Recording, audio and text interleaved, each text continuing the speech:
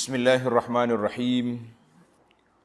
Alhamdulillahi rabbil alamin wassalatu wassalamu ala rasuli rabbil alamin Nabiyyina Muhammad ibn Abdullah wa ala alihi wa sahbihi wa man wala amma ba'd. Alhamdulillah, kita teruskan pengajian kita dalam tafsir juzuk yang ke-28, surah yang kedua, suratul Hasyri, ataupun surah yang ke-59 dari awal Quran. Sambungan kita bermula dari ayat 8. Ayat 8. Buka Quran, kita baca ayat dulu. A'udzu billahis samii'il 'aliim minasy syaithaanir rajiim. للفقراء المهاجرين الذين أخرجوا من ديارهم وأموالهم يبتغون فضلا من الله ورضوانا وينصرون الله ورسوله أولئك هم الصادقون والذين تبوأوا الدار والإيمان من قبلهم يحبون من هاجر إليهم ولا يجدون في صدورهم حاجة مما أوتوا ويؤثرون على أنفسهم ولو كان بهم خصاصة ومن يوق شح نفسه فأولئك هم المفلحون والذين جاءوا من بعدهم يقولون ربنا اغفر لنا ولإخواننا الذين سبقونا بالإيمان ولا تجعل في قلوبنا غلا للذين آمنوا ربنا إنك رؤوف رحيم. Balik semula kepada ayat kita, bermula dari ayat 8 surah Al-Hasyr. Surah Al-Hasyr. Dalam siri yang lepas, ingat balik pengajian kita dalam siri yang lepas, iaitulah kita bincang tentang harta Al-Fai. Harta apa?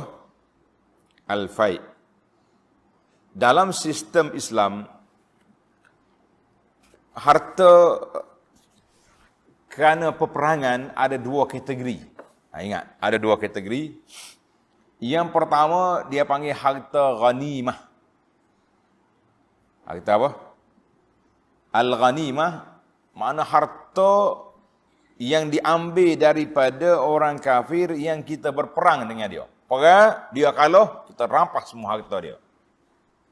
Macam zalim je Islam rampas harta orang. Tak, kita tak rampas harta dia. Tapi kalau dia nak lawan kita. Sebab tahap yang pertama kita jumpa dengan orang kafir, kita minta berdamai. Suruh dia ikut kita masuk Islam. Itu tahap yang pertama. Oh, saya tak mau masuk Islam. Kita tak boleh paksa dia. La ikraha fiddin, tidak ada paksaan. Habis kita beri tawaran istimewa, iaitulah dia kekal dengan agama dia, tapi dia tunduk kepada pemerintahan Islam. Harta dia kekal. Kalau dia ada jawatan dia pun boleh kekal juga.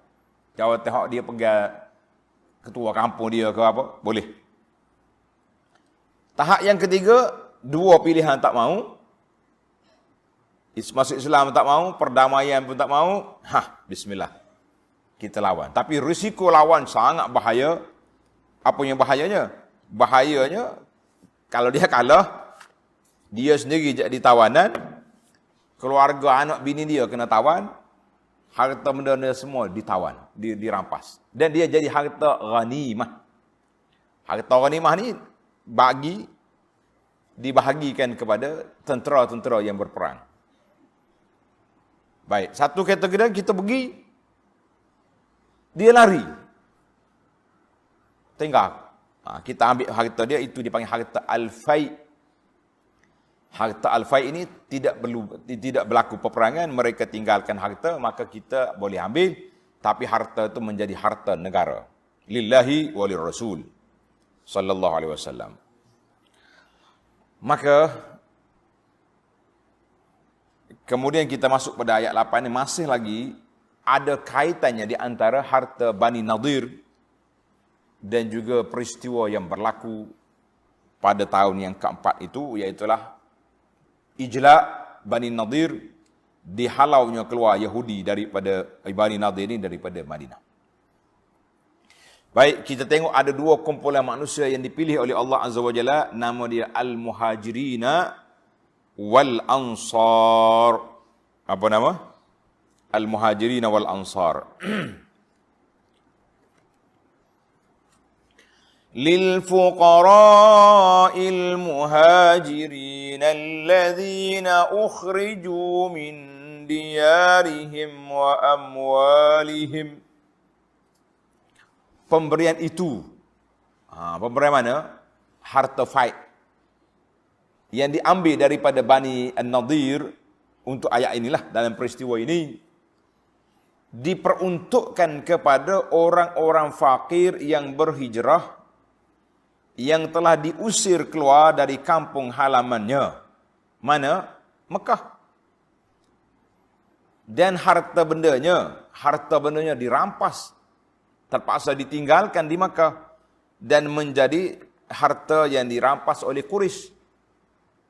Artinya, sahabat-sahabat Nabi radhiyallahu anhu di kalangan muhajirin. Siapa dia muhajirin?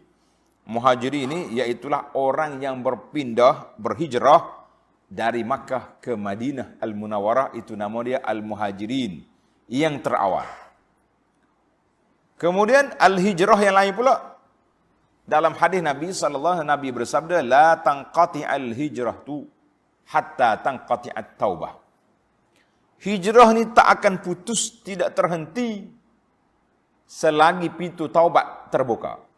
Maknanya, kalau ada orang bersalah, berdosa, dia kena hijrah lah daripada dosa dia tu, tinggalkan. Dia kena hijrah daripada tempat dia duduk, kawasan black area, kawasan hitam, yang ramai ahli maksiat, pergi cari tempat lain yang lebih aman, dekat dengan masjid, contohnya ada majlis pengajian. Kalau zaman kita ini, kita kata pergi duduk pondok lah, contohnya kan. Itu pun belum tentu duduk pondok jadi orang baik. Dia pergi duduk pondok, ada setengah tu pergi duduk pondok saja lah. Mengajinya tidak, apa benda pun tidak, kita kata ini satu manusia yang rugi. Kita balik pada asal ayat, dia panggil lil fuqara'il muhajirin. Harta fai' itu Nabi sallallahu alaihi wasallam beri kepada siapa? Al-Muhajirin. Kenapa dia jadi miskin? Tanda ni pelajar-pelajar. Bukan semua orang muhajirin itu miskin lah. Mereka ni asal orang kaya, memiliki harta di Makkah.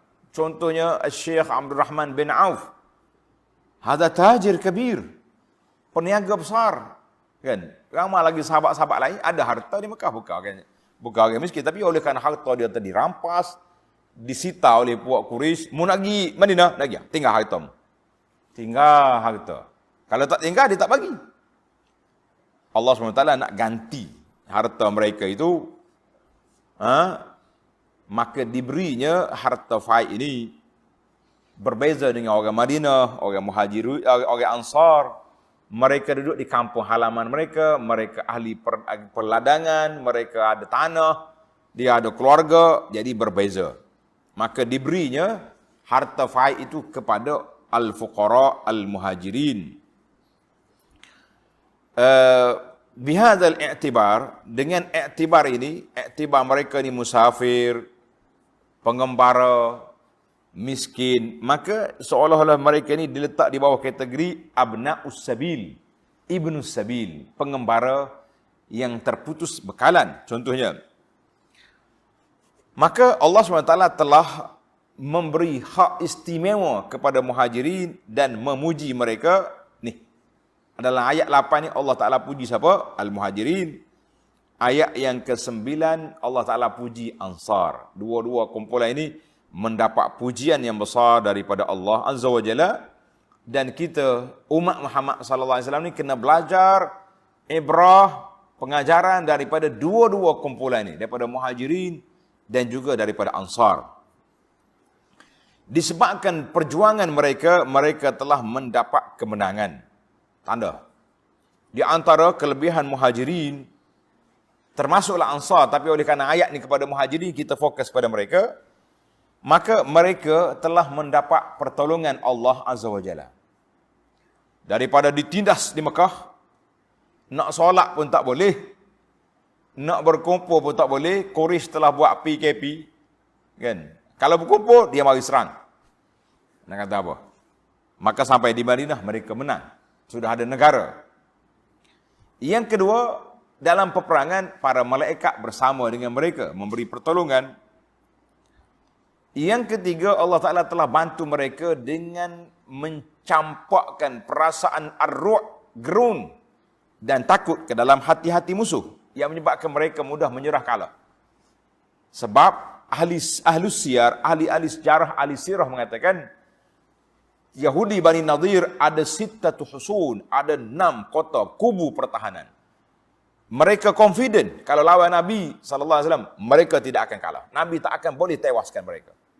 Tapi fa'atahumullahu min haitsu lam yahtasibu, Allah Taala hantar bagi tentera dia daripada cara jalan yang mereka tak sangka. Sekejap kepung beberapa hari, surrender, mengaku kalah, harta mereka dirampas, mereka dihalau keluar. Tengok. Dengan sebab ar-ru', perasaan takut itu. Maka mereka juga, orang-orang Muhajirin juga, sebab apa? Sebab mereka ini sayang kepada orang-orang yang as-siddiqin, orang yang benar di dalam dakwaan dan ucapan mereka. Maka mereka telah mendapat keredaan daripada Allah Azza wa Jalla. Sebab apa? Tanda ni pelajar. Dia keluar fi sabilillah. Punca niat mereka keluar bukan kerana tu kerana ni, tapi tengok ayat ni kata, ukhriju min diyarihim wa amwalihim, mereka telah dihalau keluar daripada kampung halaman mereka dan harta benda mereka. Sebab apa? Yabtaguna fadlan minallahi wa ridwana. Yang pertama sekali kita kena letak dalam perjuangan kita, iaitulah kerana mereka mencari, kerana mereka berpegang teguh pada ajaran Islam, mereka dihalau. Mereka sanggup tinggal negeri untuk apa? Untuk mencari keredaan Allah, kurniaan Allah dan keredaan Allah. Oh, kalau kita hijrah, kan Nabi sebut dalam hadis yang panjang, hadis tentang niat, innamal a'malu binniyat. Faman kanat hijratuhu ila Allah. Siapa dia betul-betul hijrah kerana Allah dengan Rasul, maka dia dapat pahala itu. Tapi kalau dia hijrah kerana nak cari gawe, tahu cari gawe? Nak cari makwa, bolehlah makwa ke dia. Tak. Kita pun maknanya hadis ayat ini meletakkan suatu tugas yang besar, suatu prinsip yang utama dalam perjuangan ini, iaitulah al-ikhlasu lillahi wa li rasulihi sallallahu alaihi wasallam. Kalau tak ada ikhlas, tidak ada perjuangan kita, habaan mansura, nanti pahala kita hilang. Ikhlas yang pertama. Ikhlas dalam apa? Ikhlas itu wa yansurunallaha wa rasulah. Serta perjuangan mereka untuk menolong menegakkan agama Allah dan Rasulnya sallallahu alaihi wasallam. Allah Ta'ala puji. Kalau sesuai kita kata, inilah sijil ISO yang Allah Ta'ala anugerahkan kepada golongan Muhajirin. Yang pertama, mereka ikhlas. Ia bertaruna fadlan minallahi wa ridwanihi. Yang kedua, tujuan mereka berhijrah, yang surunallaha wa rasulah, kerana nak membela, mempertahankan Allah dan Rasulnya sallallahu alaihi wasallam. Jadi kita kena duduk sini. Dua sifat pejuang Islam. Yang pertama apa? Ikhlas. Yabtaguna fadlan minallahi wa ridwan. Yang kedua, yang suruna Allah wa rasulah, tujuan kita bekerja kerana untuk Allah, untuk membela agama Allah dengan Rasulnya. Pasal itulah saya tertarik dengan ucapan perhimpunan di pejabat agama. Dia kata tuan-tuan ni bukan pegawai agama, tetapi pegawai yang menjaga kelangsungan agama itu di atas muka bumi. Kita kena ingat. Kita hari ini penuntut ilmu agama. Penuntut ilmu agama. Untuk apa? Jangan main. Lepas ni kita tak serbai 2-3 lapis atas kepala, orang panggil Syekh. Oh, Syekh. Maulana. Apa lagi jawatan susah? Orang soul lah ni. Syekh, Maulana. Apa lagi? Tuan guru lagi. Panggil lah. Oh, kalau itu niat, mu balik. Tak usah mengaji agama. Bahaya. Nabi sebut dalam hadis yang jelas, Nabi kata, siapa dia menuntut ilmu agama kerana dunia, maka dia dimurkai oleh Allah Ta'ala, dia tidak akan dapat cium bau syurga. Macam-macam dia dosa yang dijanjikan. Maka ini besar. Sifat yang ketiga, tanda dalam ayat ini. Ulaika humus sadiqun. Mereka itulah orang-orang yang benar imannya dan amalnya. Dua-dua sekali. Imannya benar, amalnya benar. Siapa dia? Nipu muhajirin. Ulaika humus sadiqun. Mereka itu iaitulah orang yang benar.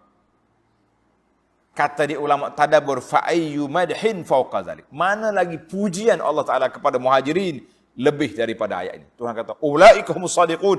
Inilah orang yang benar dalam perjuangan mereka, di dalam i'tiqad mereka, di dalam gaya hidup mereka, semuanya kerana Allah Azza wa Jalla. Harta benda ditinggalkan, keluarga terpaksa ditinggalkan, kampung halaman ditinggalkan, lillahi walir rasul, semata-mata kerana Allah dengan Rasulnya. Maka bila kita tahu sifat mereka, benar adalah apa? Sidqun fil qalb, hatinya baik. Wa sidqul alsun, benar lidah dia tak cakap bohong. Dan benar di dalam amalan yang mereka buat, mereka akan ikut apa yang diajar oleh Nabi SAW satu persatu. Buat belakang. Khutwah kata, step by step. Buat belakang Nabi suruh, buat. Bila turun ayat Quran suruh perintah ni, contohnya, Allah Ta'ala perintah supaya tutup aurat. Nak pergi beli kedai kain tak jumpa, tarik kain langsir kat rumah. Perut, ikat. Kala. Allahu Akbar. Kita hari ni kain banyak, nak ikat tak pandai pula. Pasal itulah cabut tengah jalan. Hei, Masya Allah, Tabarakallah. Hati-hati kita para jemaah sekalian, jangan sampai rusak perjalanan hidup kita ni dengan sebab tidak mengikut peraturan Allah Azza wa Jalla. Setelah kita kenal mereka, 3 prinsip, 3 asas perjuangan mereka sehingga dipuji oleh Allah Azza wa Jalla, maka Allah perintahkan supaya kita duduk bersama dengan qafilatul muhajirin, bersama dengan rombongan muhajirin di dalam ayat surah At-Taubah, tanda surah At-Taubah ayat 119. Qala Allah Ta'ala, ya ayyuhalladzina amanu ittaqullaha wa kunu ma'as sadiqin. Wahai orang yang beriman, ittaqullah, dan kamu takut pada Allah Ta'ala. Wa kunu ma'as sadiqin, hendaklah kamu sentiasa bersama dengan golongan yang benar, seperti sifat muhajirin tadi, benar dalam akidahnya, benar dalam perkataan, dan benar dalam segala perbuatan mereka. Kita duduk sekali dengan mereka. Maka kata di para ulama usul, ijma'us sahabah hujjatun. Apabila para sahabat sepakat dalam satu masalah, menjadi hujjah kepada kita, mesti kena ikut. Kalau ijma' lain daripada sahabat, jumhur ulama kata ala i'tibar, juga diambil kira. Tapi ijma' para sahabat lahu mizatun wa khasais. Ijma' para sahabat ada keciri-ciri keistimewaan sendiri sebab mereka itu dekat dengan wahyu, dekat dengan di zaman Nabi sallallahu alaihi wasallam, dan mereka merupakan golongan yang terbaik. Muhajirin Allah Ta'ala sifatkan mereka dengan begitu besar, sifat yang begitu hebat. Sekarang ini kita berpindah pada golongan yang kedua, nama dia Al-Ansar. Ingatlah, muhajirin siapa? Orang yang berhijrah daripada Mekah ke Madinah. Itu untuk zaman Nabi SAW.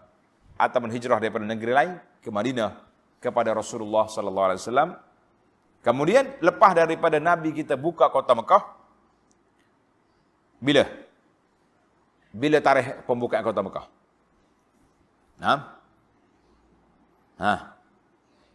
Tahun yang ke-8. Bulan Ramadan tahun yang ke-8 hijrah. Al-Fath. Selepas buka kota Mekah, tak ada lagi hijrah daripada Mekah ke Madinah dengan kelebihan ini.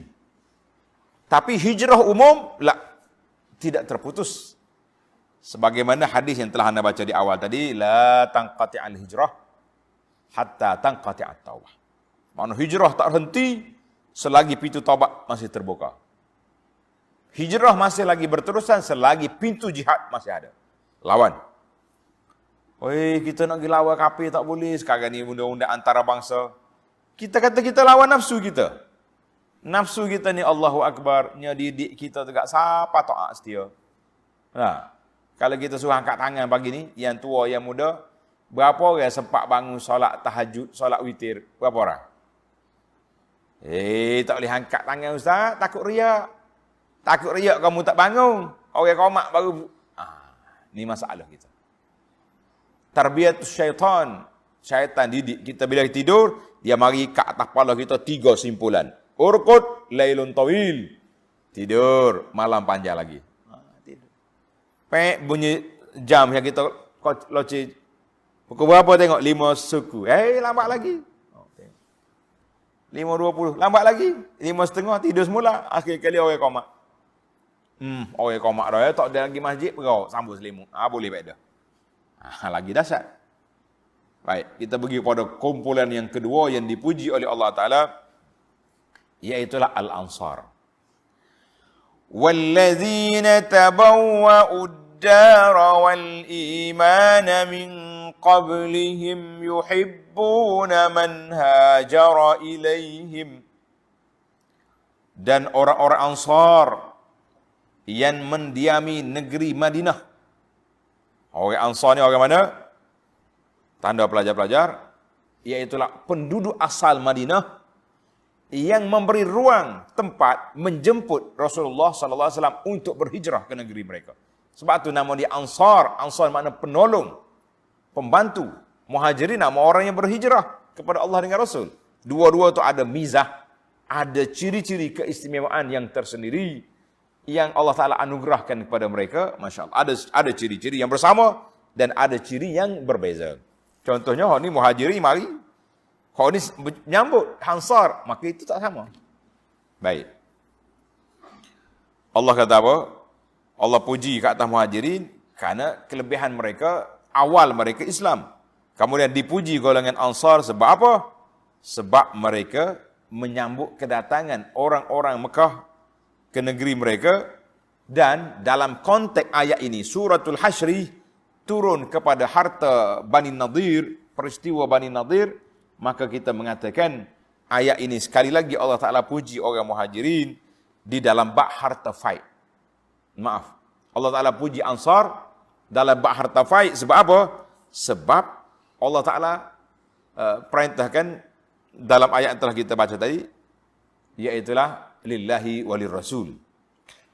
Kemudian Nabi kita SAW anugerahkan harta tersebut kepada Muhajirin sebagai ta'wid, ganti rugi kepada harta yang telah mereka tinggal di Makkah Al-Mukarramah, kecuali Nabi kita beri kepada 2 ataupun 3 orang saja. Ada riwayat kata 2 yang saya dah sebut hari itu, nama sahabat yang telah mendapat harta fight. Harta apa?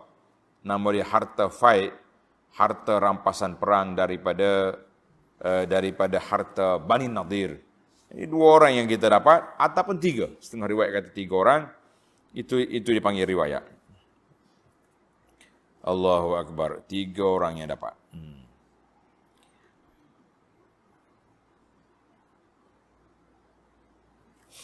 2 orang Ansar, iaitu Abu Dujadah dan Suhaib bin Hanif. Ada riwayat kata seorang lagi. Baik. Maknanya kalau 2 atau 3 orang Ansar dapat, hak lain Muhajirin semua dapat. Adakah orang Ansar celik mata? Mari menumpang negeri kami. Boleh harta bagi puak dia? La. Tengok Allah Ta'ala sebut. Apa sifat mereka? Tujuan Nabi kita sallallahu alaihi wasallam anugerahkan harta ini kepada Muhajirin untuk nak tashih al-wada' al-iqtisadi, nak supaya seimbang dari sudut ekonomi orang duduk di Madinah. Ansar ada kebun, Muhajirin tak ada apa, ambil harta ni, mulakan penghidupan baru di Madinah dengan cari kebun, berniaga, bercucuk tanam dan lain-lain. Itu dia panggil kelebihan yang Allah Ta'ala beri. Madinah tak apa. Sebab dalam ayat awal tadi Allah Ta'ala sebut likaila yakun dulatan bainal aghniya, supaya harta tidak berlega di kalangan orang kaya. Madinah orang Ansar kaya dah, bui pula harta, kaya lagi. Tapi dalam bab ghanimah tak kira kaya miskin, yang penting mereka menyertai perperangan, maka dikatakan al-qismatu liman hadaral waqa'ah. Dalam kitab mereka kata pembahagian itu bagi orang yang hadir perang. Dia mari, kita bagi. Orang tak mari, orang kata saja. Apa makna walladzina tabawwa'ud dar?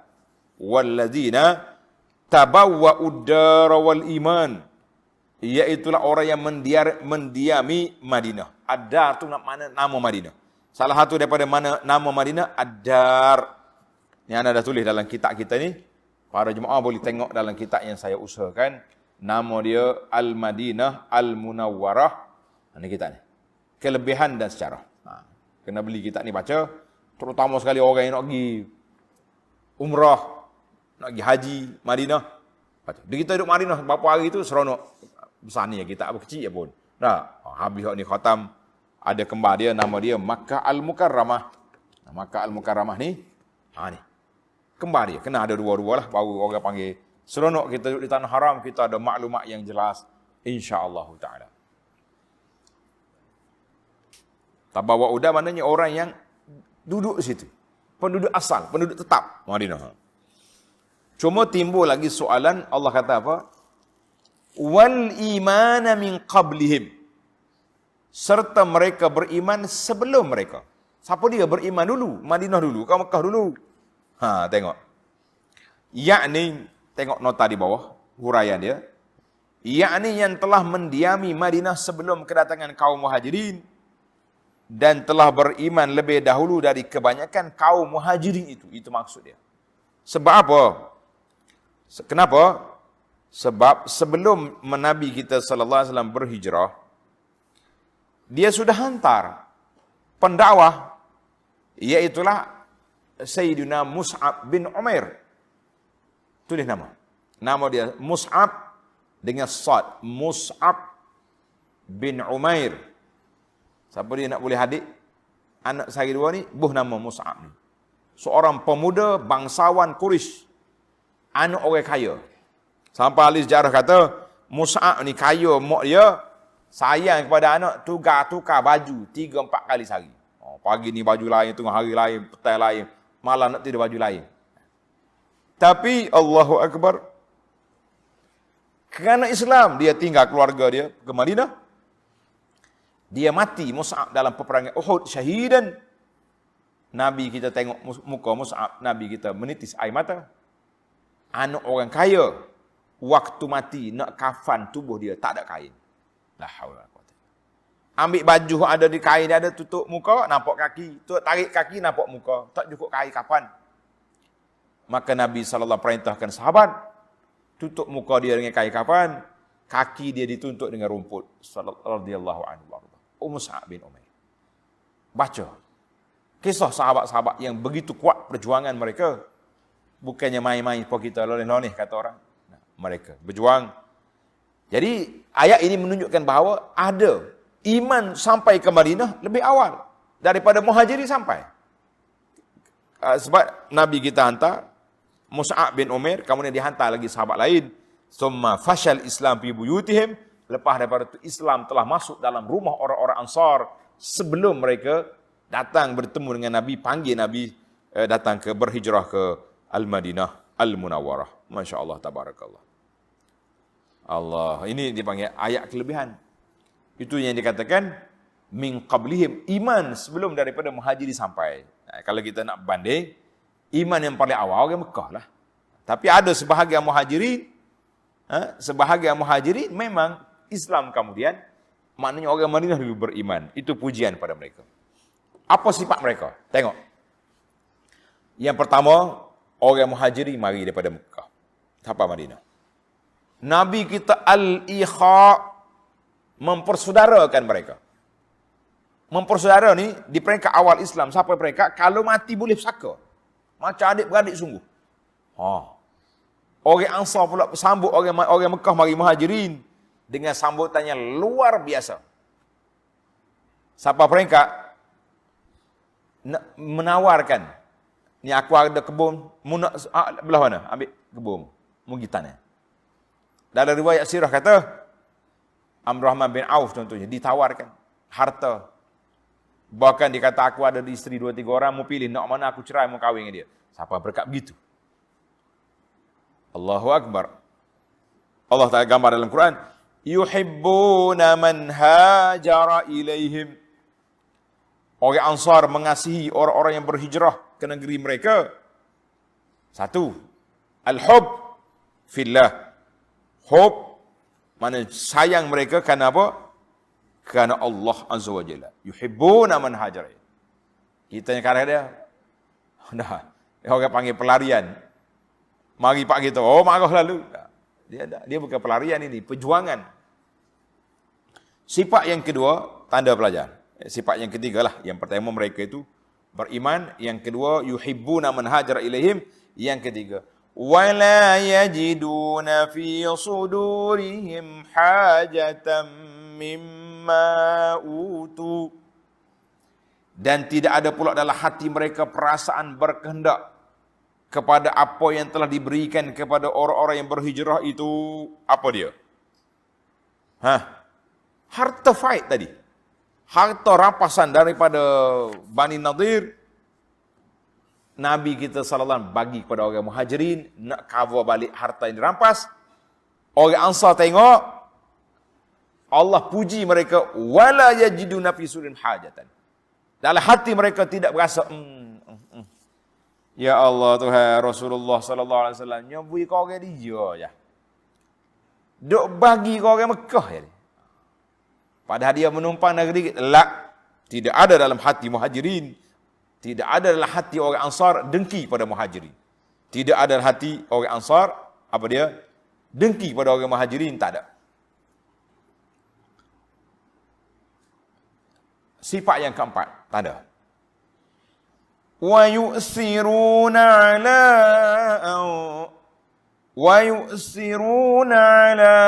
anfusihim walau kana bihim khasasah. Dan mereka juga al-ithar, mengutamakan orang-orang yang berhijrah itu lebih daripada diri mereka sendiri. Tanda ni. Para pelajar, para jemaah sekalian tulis al-ithar. Apa dia makna al-ithar? Tulis pelajar. Bawa buku nota semua. Al-ithar maknanya mereka mengutamakan orang lain lebih daripada diri sendiri. Itu makna ithar. Allah Ta'ala puji di sini, siapa dia? Ansar. Sebab melebihkan orang muhajirin, mengatasi dirinya sendiri. Contoh dalam kitab tafsir ini kata, contoh dalam ayat ini, iaitu ayat ini turun pada Ansar. Salah satu daripada contohnya, Abu Talhah radhiyallahu anhu. Tanda nama Abu Talhah. Satu malam, tetamu mari jumpa Nabi SAW. Tetamu mari luar, lapar. Tempat tinggal, tempat duduk dia bolehlah menumpang di sufah. Sufah ni macam bangsal yang duduk di mana? Duduk di belakang masjid Nabi. Yang menumpang tidur. Tapi makan. Nabi tanya, siapa dia nak ambil tetamu aku nak balik rumah dia? Pergi jamu makan. Nabi nak balik rumah dia, tak ada makanan. Allahu Akbar. Rasulullah sallallahu alaihi wasallam. Rasuli Rabbil Alamin. Tidak ada makanan di rumah dia. Kadang-kadang sebulan tak berasak dapur. Zuhud dia. Nabi tanya, siapa dia nak ambil ni? Tamu aku ni balik rumah. Abu Talha kata, ana. Saya Rasulullah, bawa balik. Dia ambil tamu dia, balik. Balik-balik ke rumah, dia pun tanya isteri dia, ada apa makanan? Mau buat makan ni apa malam ni? Jawab di isteri dia, tak ada makanan. Ada makanan untuk budak anak kita nak makan sikit. Allah sudah ya. Aku ingat kau balik tadi ada makanan. Abu Talha ni bukan orang senang juga, bukan orangnya susah kan. Harta dia yang dia sedekah lepas pada turun lan tanalul birra. Lepas tu dia kata apa? Gini ya. Kalau anak kita minta asyak, minta nak makan malam, mulik dia biar dia tidur. Anak dia tidur dengan lapar. Lepas tu, buat mari makan di sini. Waktu kami nak makan, pok, mu tutup lampu. Pada lampu biar gelap. Makan dalam gelap ni, tetamu makan. Kita tuan rumah, buat makan. Makanan tak ada. Kalau kita makan, tak cukup. Allahu Akbar. Dia apa buat? Peristiwa padam lampu ni, nak suruh nampak orang, nak suruh tamu tak nampak, makanan tak cukup. Sebab makanan untuk seorang, bolehlah untuk tamu tu. Tapi tuan rumahnya tak nak makan. Orang Kelantan kata, wak lolok makan. Bismillah tu, pakai tak makan apa dah. Lampu gelap. Masa tu bukan ada lampu jalan raya macam kita ni. So, maghada ala Rasulullah sallallahu. Pagi esok, dia pergi semaya subuh. Nabi kita sallallahu bersabda, laqad ajiballahu aw dhahika min fulan wa fulan. Allah Ta'ala suka kepada fulan bin fulan. Ini Abu Talha ni radhiyallahu anhu. Dengan isteri dia semalam.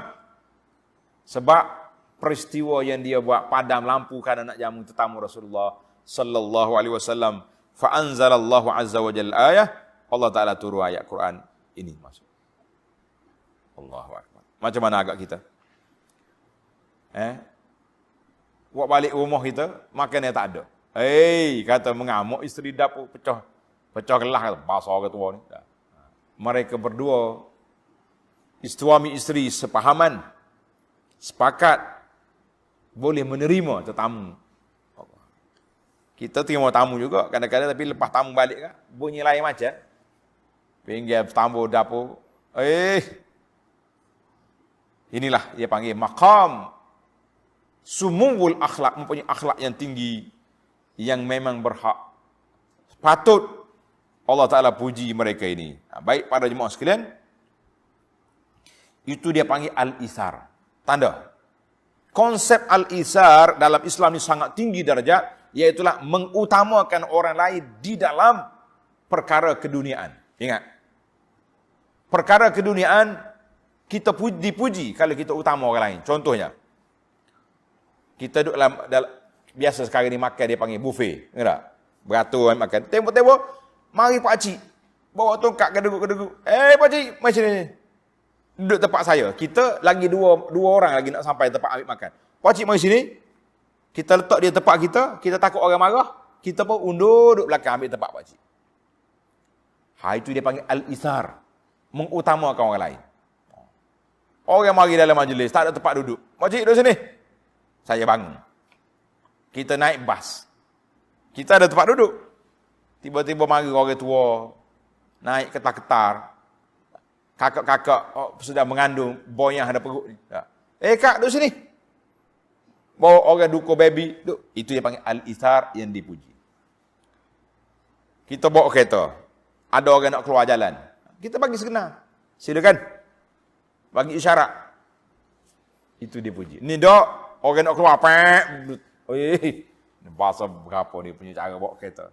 Bukan nak bagi, itu semua tu dipanggil al-isar. Semua al-isar di dalam bab keduniaan dipuji. Tetapi kalau al-isar dalam bab akhirat tidak dipuji. Contohnya awak duduk depan. Kita duduk sebelah depan. Tiba-tiba mari orang belakang. Pak cik ke siapa dia? Salah. Saya hidup belakang. Itu tidak dipuji, itu dikeji. Sebab seolah-olah kita menggambarkan kita sudah banyak pahala, aku tak perlu duduk sebelah depan. Pahala saya sudah banyak, saya bagi pahala kepada awak. Kita jangan buat macam tu. Apa tu anak, kalau ada orang buat perangai macam tu, saya tegur. Kita kata, Haji, awak dah banyak pahala ke mana beri kau orang ni? Jangan. Tidak al-isar dalam masalah ibadat, tidak isar. Siapa dia mari duduk depan, jangan sekali-kali hundur ke belakang. Undur, tak cerdik nama dia. Allah Ta'ala beri pada kita pahala yang besar. Kenapa kita nak undur bagi pada orang? Dalam bab akhirat, jangan undur. Dalam bab dunia, na'am, awak dipuji. Pasal itulah kita ni kadang-kadang, kita buat ibadat, semua benda nak bagi ke orang. Betul tak? Buat majlis. Baca Fatihah, pahala orang itu, pahala orang ni. Kita banyak pahala ke nak bagi ke orang? Ini macam-macam. Jadi Limau ni pelik, dia pergi Mekah, buat umrah 3 kali. Kali yang keempat kali imam jumpa. Ustaz, esok saya nak buat umrah ke Nabi boleh? Kata tak usah buat. Nabi suruh ikut dia, bukan suruh buat umrah ke dia. Kita ni banyak benda-benda yang kita buat kepahaman sendiri di dalam bab perkara agama, jangan. Baik, kita pergi kepada ayat seterusnya. Allah kata pada sini, faham dah konsep al-ithar? Mengutamakan orang lain dalam bab-bab keduniaan dipuji. Siapa berkata kita tak makan, tak puasa orang makan? Naam. Tapi dalam bab ibadat, tidak. Ayat yang seterusnya, terakhir ayat. وَمَنْ يُوقَ شُحَّ نَفْسِهِ فَأُولَئِكَ هُمُ الْمُفْلِحُونَ. Allahu Akbar. Tengok ni, orang muhajiri, orang ansar, dan mereka juga mengutamakan orang-orang yang berhijrah itu lebih daripada diri mereka sendiri, sekalipun mereka dalam keadaan kekurangan dan sangat-sangat berhajat. Allah kata apa? Dan ingatlah, sesiapa yang menjaga serta memelihara dirinya daripada dipengaruhi oleh tabiat bakhilnya, maka merekalah orang-orang yang berjaya. Wa may yuqa shuha nafsi, siapa dia kawal sifat diri manusia ni bakhil. Orang Kelantan kata kupik, betul tak? Kita kalau ada barang kupik, tapi kita boleh kontrol, kita boleh kawal, kita boleh jaga diri kita daripada sifat bakhil. Bakhil tu ada, jaga. Al-syuh, syuh ni makna kupik juga. Tapi bakhil dengan syuh ni apa beza? Tanda ni pelajar. Al-syuh makna yang lebih tinggi daripada bakhil lagi. Macam mana? Orang bakhil, dia ada harta tapi dia tak nak infak. Itu bakhil nama dia. Siapa dia ni? Orang panggil mak bakhil. Bahasa orang Kelantan kata kupik hangit. Kupik hangit. Tapi kalau sifat syuh dia tinggi daripada bakhil lagi. Hak dia ada dah, dia tak bagi orang. Hak ada dengan orang dia nak. Itu dia panggil bakhil syuh. Ini sifat tinggi. Apa dia syuh? Syuh tu bakhil tapi tomok lagi. Dua. Bakhil pada sekat tu, hak dia ada ke, saya ibarat orang kapal teman seperti tangkai jering. Tangkai jering ni payah. Dia macam daun pisang. Daun pisang ni dia lurus dia ke tak lurus daun pisang? Pernah awak jalan tiba-tiba bok jatuh ke dia tu? Daun pisang lurus. Ada? Tak lurus. Hak lurusnya daun kelapa, daunnya dulu. Kalau tengok daun kelapa kering jangan lalu buah pokok. Jatuh itu. Tapi daun pisang tak lurus, selagi kita tak potong kerak. Ini orang bakhil ni, syuh. Macam itulah sifat dia. Ingat baik. Maka Allah Ta'ala di sini sebut, siapa dia boleh mengawal diri dia, sifat bakhil yang ada dari dia, dia kawal, dia kontrol, dia jaga, fa'ulaika humu, Allah kata, fa'ulaika humul muflihun. Itulah orang yang baik. Baik, sekarang ni macam mana kita nak buat? Macam mana kita nak buat? Kita kena belajar kikis sifat bakhil dalam diri kita. Tak duit dalam poket. Kita nak keluar rumah, letak dalam poket duit kecil, duit kecil. RM1, RM5, RM10 tak ini. Jalan tengok ada orang miskin, tengok orang susah, pernah bagi lalu. Jumpa tabur masjid, bismillah. Tak. 3 tabur ada. Satu lagi, we kayuh pula. Niat kayuh kita. Satu lagi mak kita. Itu dia panggil, kita kontrol, nak jaga diri kita ni. Yuqashuha nafsi. Memang manusia ni sifat bakhil, biasa. Ingat. Orang yang bersifat bakhil itu biasa. Sebab naluri manusia. Yuhibbunal mala, apa dia? Hubban jamma. sayang sungguh-sungguh dia kepada harta dia, betul tak? Tapi hak sayang tu bila kita dengar pahala, kata di ulama tadabbur, Allah Ta'ala ulang ayat kelebihan sedekah dalam Quran berulang kali supaya jinak hati kita nak bersedekah. Sebab tu benda baik ni kena ulang. Ulang-ulang biar orang rasa, oi, aku nak buat juga. Benda jahat, jangan diulang, jadi teringat nak buat dia pula. Benda kena amaran, jangan diulang. Maka supaya jinak diri manusia ni, Allah Ta'ala ulang kelebihan sedekah. Dalam ayat Quran ni khususnya, kita simpulkan bahawa Allah Ta'ala puji golongan Ansar sebab mereka orang yang beriman, mereka orang yang mengutamakan orang lain, mereka yang mengekang sifat bakhil dalam diri dia semata-mata kerana nak infak fisabilillah, dan juga mereka sayang kepada orang muhajirin, yuhibbuna, sayang, wal ithar, mengutamakan. Kita kata alhamdulillah, mudah-mudahan kita semua dapat merealisasi kehidupan Ansar dan Muhajirin dalam hidup kita, insya-Allah. Aku orang berdosa, terjebak dengan mungkar dan maksiat. Kita menangis dan kita berhijrah kepada Allah dengan Rasul. Alhamdulillah. Nak hijrah mana? Mana boleh hijrah ke Madinah? Kita hijrah daripada tempat yang tidak banyak beribadat, yang tidak banyak pengajian, yang orang-orang duduk sibuk dengan dunia, kita pergi cari di tempat-tempat yang lebih baik. Masjid ni, solat jemaah 5 waktu, meriah. Kelas pengajian, ada.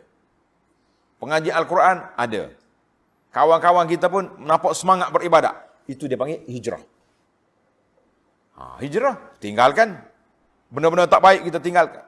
Kemudian kita kena ada sifat kita pula dalam diri kita, sayang kepada orang mukmin, sayang kepada orang yang beriman, mengutamakan orang lain dalam bab keduniaan, dan sifat-sifat muhajirin, sifat-sifat ansar, kita pasang, letak dalam hati kita, insya-Allah kita akan jadi orang baik.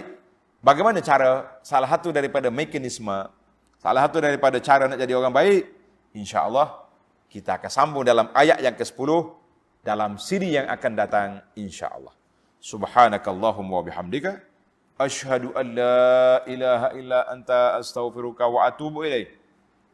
Wa sallallahu ala nabiyyina Muhammadin wa ala alihi wa sahbihi ajma'in walhamdulillahi rabbil alamin. Wassalamu alaikum warahmatullahi wabarakatuh.